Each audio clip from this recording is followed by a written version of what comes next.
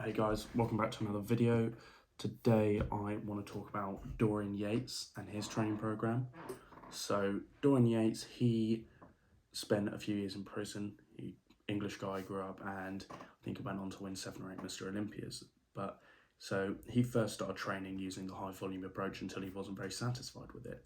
And then he found Mike Mentzer. He asked him to train him, and they did one session together, just a bicep workout, and I believe they did one exercise, one set at maximal intensity, and Dorian Yates was hooked on this method from that point. So he then took on this high intensity, low volume approach, and from then on, instead of doing 6-8 workouts a week, what he was doing, he then went on to do 4 workouts a week with the rest being rest days. So he kind of took it to his own level, found what worked for him, and adjusted it based on the PEDs he was using, his diet, and all of that. And yes, he was on PEDs, but all professional bodybuilders are, and that doesn't mean that you cannot make progress with this type of program. So Dorian Yates' program was 4-day split, and it was shoulders, triceps, and abs, day 1, back and rear delts on day 2, and day 3 is rest. Day 4 is chest, biceps, and abs. And then I believe it was rest for the rest of the week. I think that's how it was, at least. But it's just those 4 days every week. So it was 2 on, 1 off, 1 on, rest for the rest of the week. So technically he only worked out 3 days a week. Now, this training method, so he would train for an hour a day, very, very kind of, well, an hour each session even, very kind of low volume approach, so 1 set, maximum intensity. And I've heard him say that a lot of people would come up to him and say, oh, you're not doing enough, you should be doing more volume and you'd look way better. But how he worded it was, if you train at the intensity that he trained at, you cannot fathom the idea of doing more work. You won't want to do more working out after having done that 1 hour, because you just feel so drained. And this is what brought him the results that led to him winning all those Mr. Olympias. And that's what I feel is so important that people have to understand.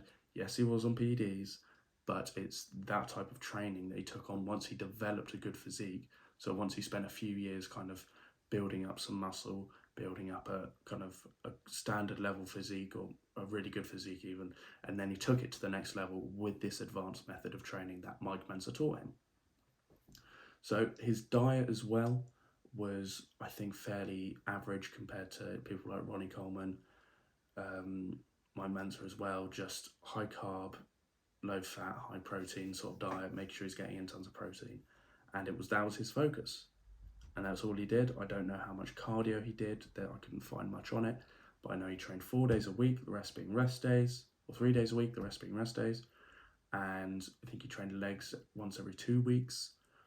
And yeah, that was it. He was a really hard worker, and obviously those results came through and they showed. So now he's got his own supplement brands and everything, and he went on to win 7 or 8 Mr. Olympias from training with that really different method that no one else really used.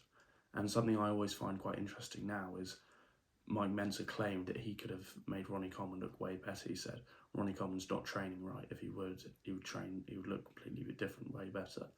And that's always an interesting theory to see how Ronnie would look if he used this method of training. Would he look the same? Would he look better? Would he look worse? And would he have not sustained the injuries that he has had now?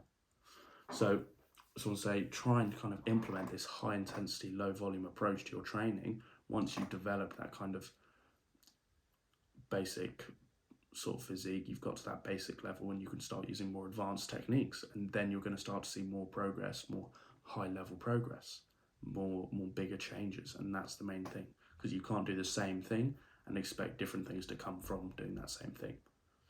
So thank you for watching, guys, and I'll see you in the next video.